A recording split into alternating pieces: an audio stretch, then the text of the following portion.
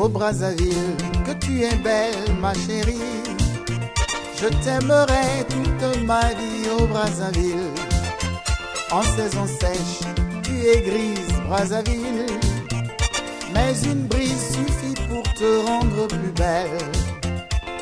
Brazzaville, à la verte saison, quelle belle parure faite des dorures, des flamboyants.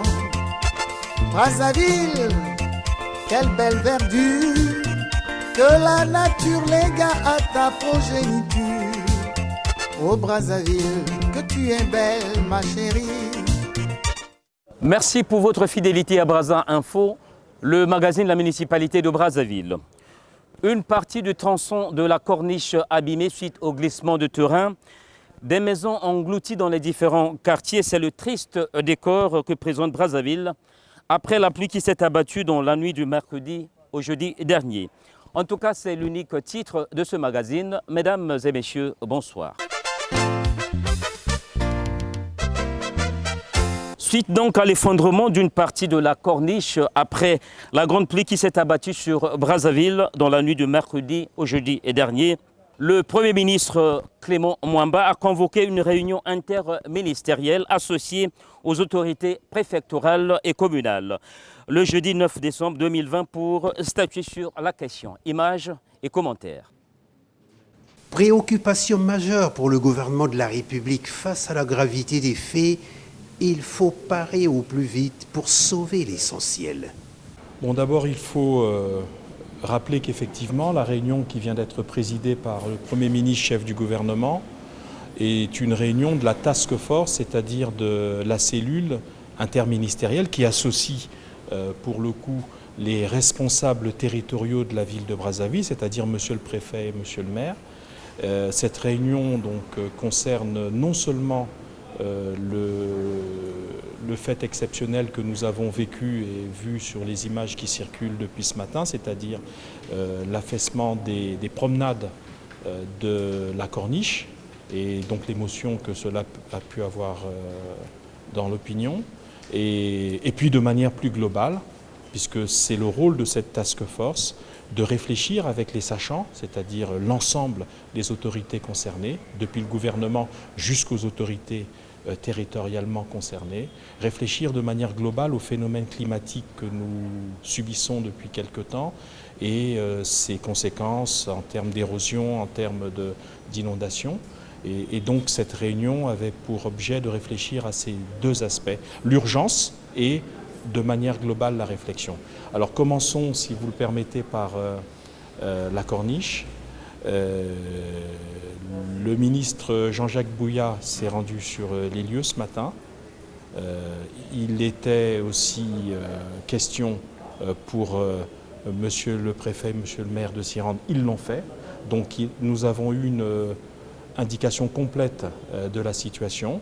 Alors sur à peu près une centaine de mètres, il y a eu effondrement des promenades sur les berges et il n'y a pas eu d'effondrement de la chaussée elle-même. Alors ce phénomène est dû donc aux pluies torrentielles que nous avons connues, avec les crues que cela a généré, c'est-à-dire la montée d'eau. Et donc dans ce double phénomène de pluie qui sont continues et de décrue, parce que naturellement l'eau commence à descendre aussi, eh bien il y a eu effondrement de ces promenades. Voilà la situation sur le plan matériel. D'autre part, mais monsieur le préfet, monsieur le maire pourront le dire plus précisément, il va y avoir des mesures administratives qui seront prises pour préserver l'ouvrage. D'ores et déjà, le maire de la ville de Brazzaville dit avoir signé un arrêté interdisant la circulation sur le tronçon Mamiwata-Case de Gaulle.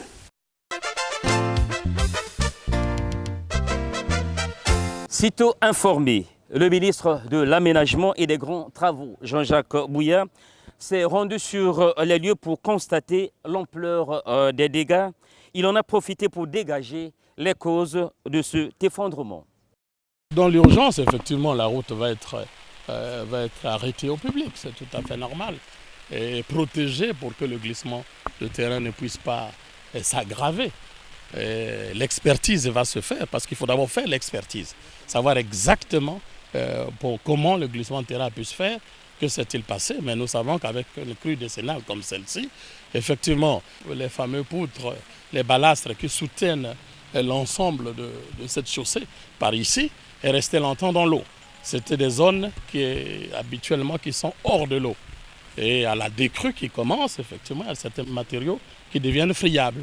C'est pour ça que nous avons demandé aux experts, que ce soit de la partie de la corniche construite par la société française, que ce soit cette partie-ci, que l'expertise se fasse le long de toutes les berges pour vérifier effectivement la solidité après la décrue. C'était quelque chose qui avait été prévu, mais c'est arrivé avant parce qu'après la décrue, on devrait expertiser le long des berges pour voir la solidité des matériaux autour, parce que ces matériaux n'étaient pas supposés être dans l'eau aussi longtemps.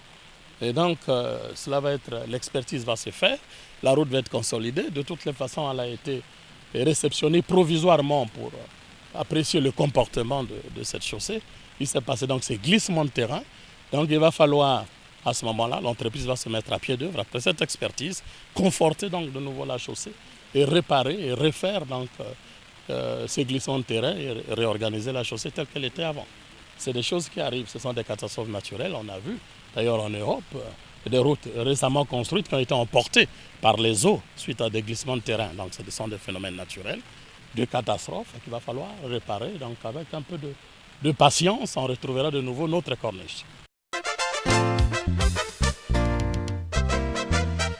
Mais auparavant, le premier citoyen de notre ville capitale, Christian Roger Okemba, s'est rendu sur les lieux pour également constater les dégâts sur le terrain.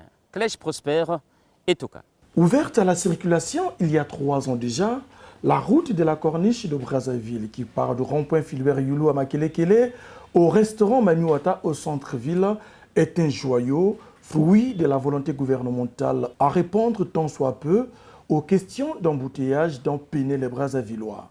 Cette même corniche est un lieu qui facilite les activités sportives, touristiques et aussi bien c'est un cadre récréatif où s'organisent les balades en famille, en amoureux et aussi les concerts de musique. Hélas, ce jeudi 8 janvier 2020, la pluie qui n'a pas épargné cet ouvrage a causé des dégâts sur la partie située tout juste derrière les locaux du ministère de la Défense, avec pour conséquence l'affaissement de cet ouvrage suite à la montée des eaux du fleuve. Informé de la situation, le maire de la ville de Brazzaville, Christian Roger Okemba, s'est déporté sur les lieux. La corniche de Brazzaville est le fleuron de la ville, et toute notre fierté. Et ce drame nous frappe de plein cœur. Comme on dit, nous gémissons, mais nous espérons, parce que je suis certain que les travaux vont reprendre pour le bien des Brazzavillois. Suite à ce constat, le premier citoyen de Brazzaville a décidé de la suspension momentanée de la circulation à la corniche.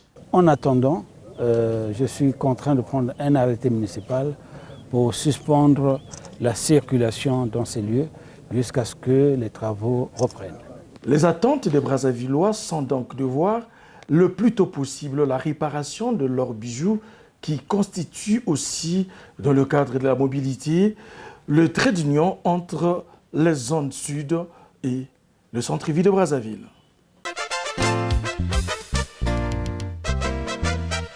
Pour s'enquérir de la situation on ne peut plus cauchemardesque causée par les pluies de ces derniers jours qui touchent pour la plupart les quartiers de notre ville capitale, le conseil du maire en charge de questions d'aménagement et de déguerpissement du domaine public, Nicodème Okwere, a fait la ronde de quelques quartiers pour toucher du doigt la réalité sur le terrain. Alexis Ngolo. Nicodème Okwere a débuté sa descente par l'arrondissement 7 Mfilou, précisément au rond-point Mououmi.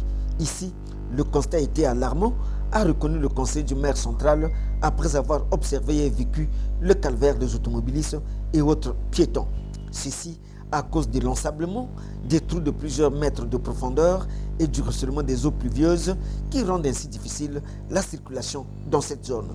Sur l'avenue des Étages, où il y a un petit marché, Nicodème Okwere s'est rendu compte de ce que les difficultés des habitants de Mououmi proviennent de là, avec des tas de sable boueux qui se déferlent à chaque tombée de pluie jusqu'au rond-point et plus loin, notamment vers le camp GPC, groupement Paracommando. après Ntilou, cap sur Wenze, dans le 5e arrondissement. L'autorité municipale a marqué une pause à proximité du pont sur la rivière Tiémé. Un pont qui était pratiquement inondé à cause des eaux de pluie, à la grande désolation des usagers de la route qui passaient des heures pour aller de part et d'autre du dit pont. Juste après, le cortège s'est ébranlé en direction de l'avenue des Ancêtres, au croisement de celle-ci avec la rue Lampama à Talangaï. Ici, les habitants de ce quartier n'ont pas été épargnés par la cruauté des eaux de pluie. Bien au contraire, ils se sont réveillés les pieds dans l'eau. Sur l'avenue Jean-Dominique Okemba, toujours à Talangaï, précisément sur la rue Ngania, le décor était presque le même, avec des maisons envahies par des bancs de sable, tout comme au marché du Vatican et Mamambouale, où l'on a enregistré pratiquement les mêmes plaintes de la part des vendeuses et vendeurs. À en croire le conseiller Nicodème Okwere, les plaintes des populations victimes des inondations et autres érosions à l'endroit des autorités sont fondées. Toutefois, il a rassuré ces dernières que l'État ne les a pas abandonnées. Au contraire, l'État restera proche d'elles pour d'éventuelles réparations. Le président de la République a instruit le maire de la ville d'être plus proche des populations. Et là où nous avons visité, les érosions sont dues aux constructions anarchiques. Les populations ont construit sur les zones sablonneuses. En ce qui concerne la dégradation des artères de Brazzaville, nous avons commencé par Bourreau, nous sommes allés à Thomas Sankara. Présentement, nous sommes à Jacopango. Après Jacopango, nous allons attaquer Moumi. Profitant de cette occasion, Nicodème Okwere a fait savoir aux exploitants des 2 kermesses ouvertes à l'esplanade du CNR-TV d'arrêter leur activité commerciale au plus tard le vendredi 10 janvier 2020. Passé ces délais de rigueur, les récalcitrants devraient rencontrer l'autorité inflexible de l'État. Dans un autre chapitre, disons que les coordonnateurs et chefs d'équipe des commissions affectés dans les différents marchés de notre ville capitale, auteurs des détournements des recettes issues du paiement des taxes municipales, seront traduits en justice. C'est ce qui ressort de la communication du maire de la ville à l'endroit de ces derniers au cours d'une réunion d'évaluation. Armand Firmin, Awéné.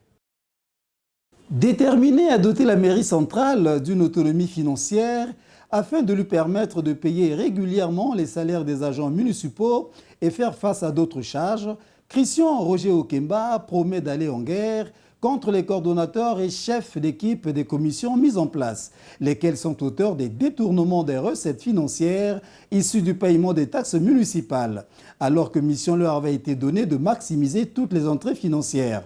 Ainsi, après les avoir déployés dans les différents marchés de Brazzaville, Christian Roger Okemba a jugé bon de prendre la température des actions des collectes menées avant les fêtes jusqu'en date du samedi 4 janvier 2020. Une évaluation à mi-parcours des sommes encaissées, consignées dans des récapitulatifs qui ont été présentés par les coordonnateurs sous le regard méprisé des associations des comités de marché. C'était la faveur d'une communication faite par le maire de Brazzaville, Christian Roger Okemba, à leur endroit. Une communication radicale qui a force de loi, vu qu'il y a eu beaucoup d'écueils dus au dysfonctionnement constaté ça et là. Ainsi, après avoir écouté attentivement les coordonnateurs qui ont donné lecture de leur récapitulatif, le maire de la ville de Brazzaville a pris l'option de traduire en justice tous ceux des coordonnateurs cupides et véreux qui se complaisent à se faire les poches, mettant ainsi en dérision les orientations du premier citoyen de Brazzaville et la note de service numéro 235-CB-M-CAB du 22 novembre 2019, prise à cet effet. S'il y a des recouvrements parallèles, ça fait de la tricherie. Ça embrouille les calculs. On n'en a pas besoin. Je pense qu'à partir de cet instant, les recouvrements parallèles sont strictement interdits. Et je vais donner mission au commissaire de police. Je vais convoquer le maire de la ville et le patron de la police.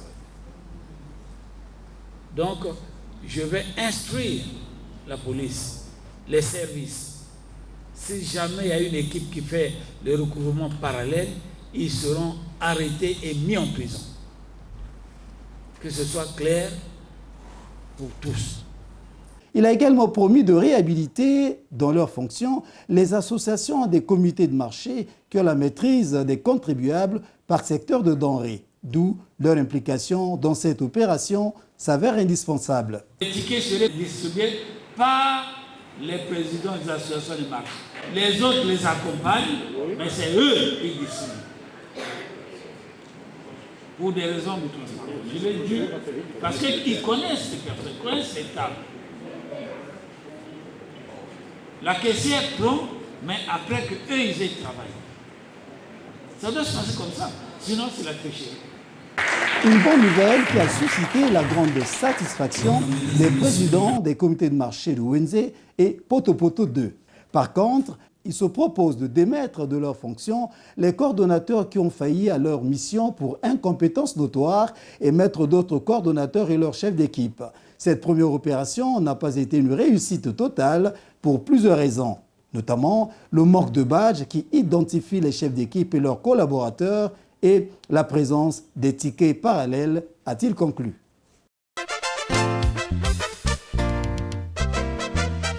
Christian Roger Okemba a reçu en audience au cours de la semaine l'ambassadeur de l'Allemagne au Congo, Peter Sick. Au centre de leur entretien, le renforcement des relations de coopération bilatérale entre le Congo et l'Allemagne. Marcel Ngimbi Mbenzi. L'axe Brazzaville-Dresden se vivifie au jour le jour et c'est dans ce cadre que Peter Sick, ambassadeur de la République d'Allemagne au Congo, était le mercredi dernier chez le maire de la ville de Brazzaville, Christian Roger Okemba. Au centre des discussions, le renforcement de la coopération décentralisée avec la capitale congolaise dans plusieurs domaines, à savoir la santé, l'éducation et la culture, dont les premiers fruits se distinguent par le voyage le 16 janvier prochain dans la ville de Dresden d'un groupe d'artistes comédiens congolais. Signalons que dans le cadre de cette coopération entre les villes de Brazzaville et le Dresden, un projet a vu le jour, c'est le projet d'installation d'un tramway à Brazzaville prévu dans le cadre de faciliter la mobilité à l'intérieur de la ville capitale.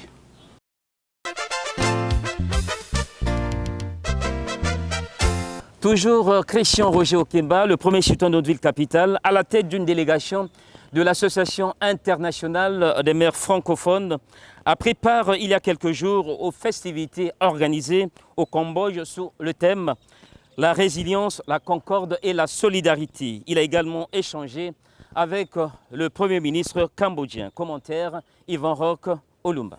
Les maires des villes francophones se sont retrouvés au mois de décembre 2019 à Phnom Penh au Cambodge pour célébrer les 40 ans de l'AIMF, Association internationale des maires francophones, et de la libération de Phnom Penh du joug de Khmer Rouge. Ce double anniversaire a été placé sous le thème « La résilience ». Brazzaville a été représenté à cette rencontre par son maire Christian Roger Okemba qui a été désigné par ses pairs pour conduire la délégation de l'Association internationale des maires francophones. C'est à ce titre qu'il a été reçu en audience par le Premier ministre cambodgien en compagnie de ses homologues. Au cours de cet entretien, ils ont été édifiés sur la manière dont la ville de Phnom Penh a été dévastée par la guerre et reconstruite il y a de cela 40 ans. Une reconstruction qui s'est faite dans la concorde et la solidarité en mettant bien sûr de côté les divergences politiques. Christian Roger Okemba a saisi cette occasion pour parler des efforts consentis par le chef de l'État congolais pour le retour de la paix et la reconstruction du pays après les troubles sociopolitiques que le Congo a connus. Le Premier ministre cambodgien a déjà séjourné par 2 fois à Brazzaville lorsqu'il fut ministre des Affaires étrangères. Il a demandé au maire de Brazzaville de transmettre ses sincères salutations au président de la République, Denis Sassou Nguesso. Le siège de la mairie de Wenze a servi de cadre à la célébration le week-end dernier du 60e anniversaire de l'orchestre Les Bantous de la capitale. Un anniversaire qui a coïncidé avec celui de Marcel Ganongo, le maire de cet arrondissement, Armand Firmin Awene. Fidèle à Wenze, son quartier natal, berceau de son enfance, Marcel Ganongo, administrateur maire du 5e arrondissement, est toujours en odeur de sainteté avec les différentes catégories socio-professionnelles de la place. Le disant, je fais allusion aux dirigeants actuels de l'orchestre Les Bantous de la capitale. Cet orchestre qui a soufflé le week-end dernier sur la 60e bougie de son existence. Un anniversaire dont il a accordé son hospitalité et sa magnanimité pour qu'il soit fêté avec faste dans son arrondissement en présence de ses collègues.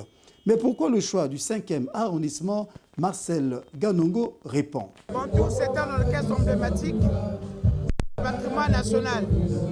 Ils ont fêté leurs 60 ans. Ils sont partis dans les différents départements du Congo. Et à Brazzaville, nous avions pensé qu'il y a eu quand même une icône de Bantou de la capitale. C'est mon cher grand frère Kabako Lambert, paix à son âme, qui était parti. Et en tant qu'administrateur maire, j'avais pensé qu'on ne pouvait pas passer les 60 ans de Bantou sans que Bantou vienne à Wenzé à demeure pour fêter avec nous les 60 ans. Vous avez vu que tout Wenzé est mobilisé, mes grands frères, mes grandes sœurs qui sont là avec nous pour chanter à l'unisson l'hymne de Wenzé. D'autres enfants de Wenzé ont salué cette initiative, le cas de Chelmi, grand couturier, et d'un sapeur. Non, mais, ça me fait plaisir, je suis très content. Avec le 60e anniversaire que le maire a voulu que ça puisse se passer à Wenzé et qu'il néglige jamais les sapeurs. Là, ça fait vraiment, je suis très content d'être là parce que c'est un événement exceptionnel pour moi. Nous fêtons les 60 ans et le maire de Wenzé nous a fait honneur et ça nous va droit au cœur. Signalons que cet anniversaire a coïncidé avec le sien car il est venu au monde un certain 5 janvier. Passionné de la musique en général et congolaise en particulier, Marcel Ganongo a condamné la dislocation de l'orchestre Extra Musica, alors que Brazzaville a été déclarée ville créative de l'UNESCO dans la catégorie musique en 2013. Brazzaville est une ville créative de l'UNESCO et Brazzaville c'est un patrimoine. Donc en tant qu'administrateur maire, dans la symbiose, dans l'unité, nous devons nous serrer les coudes pour aider les artistes congolais qui font la fierté de cette nation. Et je suis fort écœuré qu'un autre patrimoine national tel que Extra Musica, aujourd'hui, ils ont des problèmes. Mais je crois bien que nous allons faire de sorte que Extra Musica puisse renouer avec cette ambiance, avec cette unité. Parce que plus on est de l'unité, plus les gens ont peur de nous. Plongé dans une nostalgie sans pareille, il a été emporté par la mythique chanson Mama Alphonsine du célèbre chanteur, auteur-compositeur Lambert Kabako qui a quitté cette terre des hommes.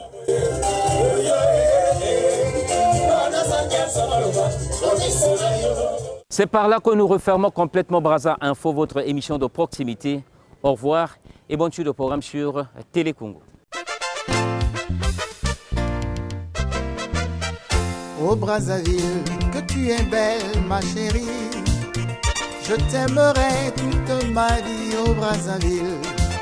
Ma Kele est la clé de la ville. Bakongo veille toujours sur le Congo. Poto Poto te soutient de ses poteaux. Mungali, Boamadoukou jusqu'à Lali. Et Wenzé, hospitalier, accueille tout le monde.